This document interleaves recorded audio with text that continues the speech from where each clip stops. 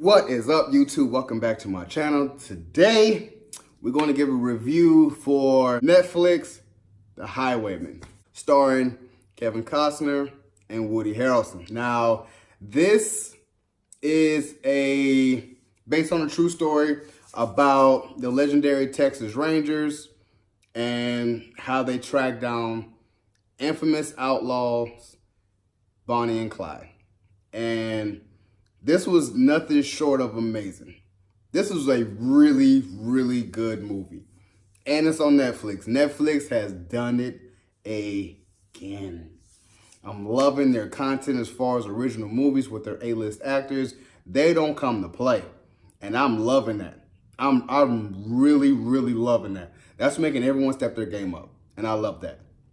So with the Highwaymen, the reason why they're called Highwaymen is because Texas Rangers have to track up and down the state, or, even out their jurisdiction. They're up and down the highway just tracking killers, And you have legendary Texas Ranger. They all got retired or they all got put out of business because of the governor, played by Kathy Bates. I forgot her actual name. But the governor of Texas outlawed the Texas Rangers because they were just like vigilantes. I want to say like vigilantes that got the job done. So they didn't care what methods that they needed to use. They had to probably think like the bad guys just to get their man. And she stopped that because she was basically like, man, you guys answer to nobody. You guys leave a trail of bodies trying to find the right person that you guys need to get. So I had to, and more people has questions of saying that, okay, yeah, they're quote unquote lawmen, but they're killing everything. Like, kind of like a Wyatt Earp style. I'm going to shoot my way up to the top to find the person I need to get, and he's getting shot too. So they were the last of that Wild Wild West era in Texas. So you have Bonnie and Clyde on the loose, and you just hear them time after time. They're killing people. You hear them on the radio. FBI just started, so FBI and J. Edgar Hoover is looking for him. And Clyde is locked up. Clyde's in jail in one of the toughest prisons in America, which is in Texas. And you mess around and break out of that. Bonnie breaks him out, and they just go on a killing spree. Like it's just, back then, those John Dillinger times. I know you guys seen Public Enemy with Johnny Depp, and just kind of those times of the outlaw during the Great Depression. The outlaws were looked at as Robin Hood figures. They look like the anti-heroes of, everyone's is in a depression.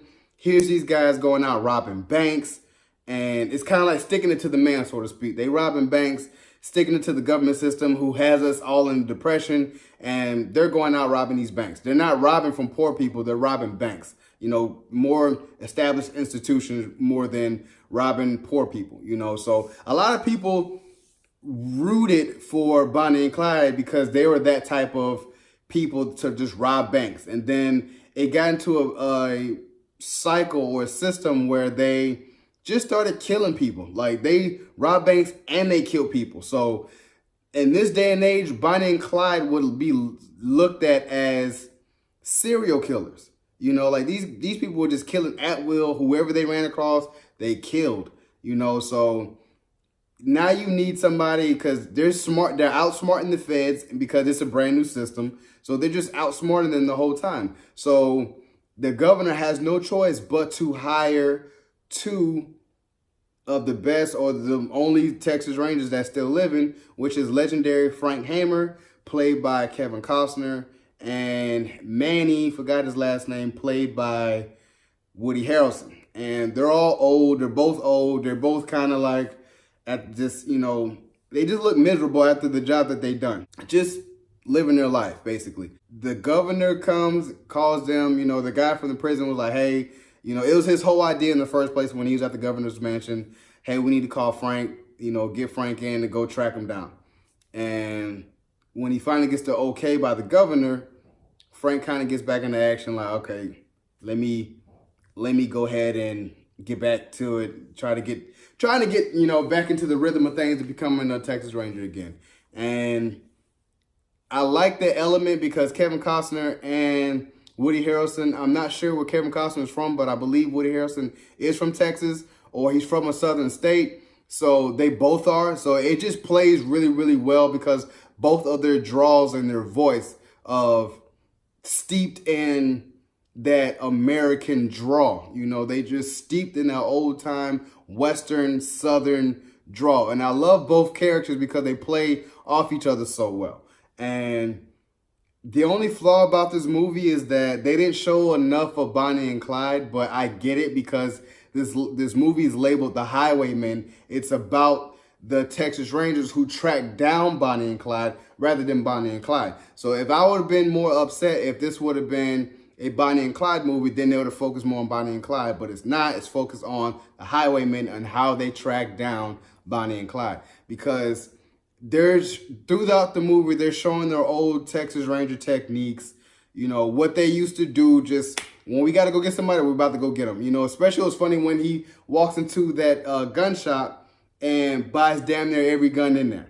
And the guy was like, what are you doing? He like, you know, if you don't mind me asking, what are you doing? And he was like, oh, I don't mind at all, going after Bonnie and Clyde. They were like, damn. He was just like, don't worry, you know, I'm a Texas Ranger, highwayman. This is, you know, I'm legal to do all this. And I was like, wow, damn, he ain't playing. And throughout the course of this movie, they go through their techniques of what they do. Then you run into the feds, seeing their techniques. Oh yeah, we got the plane flying over. We're tapping the phone. That's when phone tapping was, you know, just came about. And they're doing like their annual routine blocks and stuff like that. And he was just like, dude, they're going to outsmart you with this. And they didn't believe him.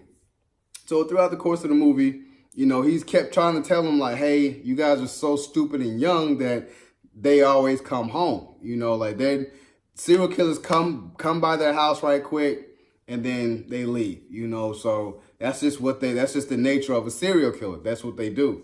And it proved to be true. Then the feds messed that up. And then not too far out of where they from, they find these two, Bonnie and Clyde find these two highway policemen, shoot them. And that's when they're just kind of like, oh my gosh, like these guys are ruthless. Bonnie and Clyde is just ruthless, like ruthless to the capacity where they really need to be stopped. They're no longer just robbing banks. They are killing people in a gruesome manner. Like they're just killing people. So it get on their trail, and then through the course of the movie, kind of in the third act of the movie, you kind of don't really know if they're going to live or die. So it's like they are prepared to go against Bonnie and Clyde, and they hear the stories of how Bonnie and Clyde are so ruthless. You're just knowing that it's going to be a gunfight sooner or later. And towards the end of the movie, they just kind of build that part up, and it's just kind of like, wow. And they finally get Bonnie and Clyde, and I was like, wow.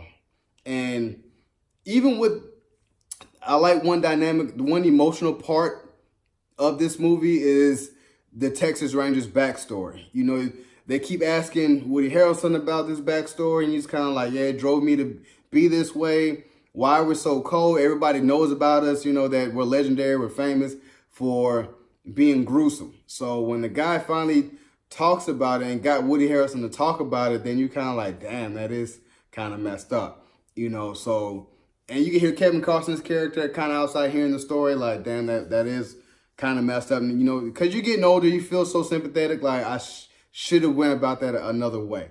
And when you got the second chance with Bonnie and Clyde, Frank Hamer made it right to be like, hey, I'm just here to take you in. And you saw Bonnie, like, you know that's not how we roll, you know. So she tried to reach for the gun in the back. It just came out and lit him up. And I was like, wow. And the fact is, they were right there close to Louisiana. So they drove them all the way through Acadiana. I think it's Acadiana or Acadia, to bring them through just to be like, hey, look, Bonnie and Clyde was through here. This is where they were. Like, they were just in Louisiana for like a little while. And I was like, wow, I was so amazed how this movie played out. And when he got to the end, you got to see the real pictures of the real people. And you could tell that it was step by step. This is what they did to get Bonnie and Clyde. And I was like, wow. Netflix, this was an amazing movie.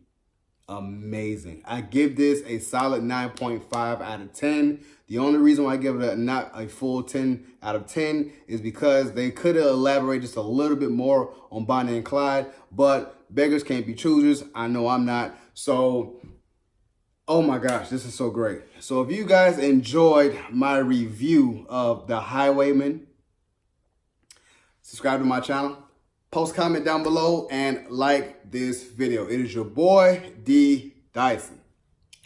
Peace.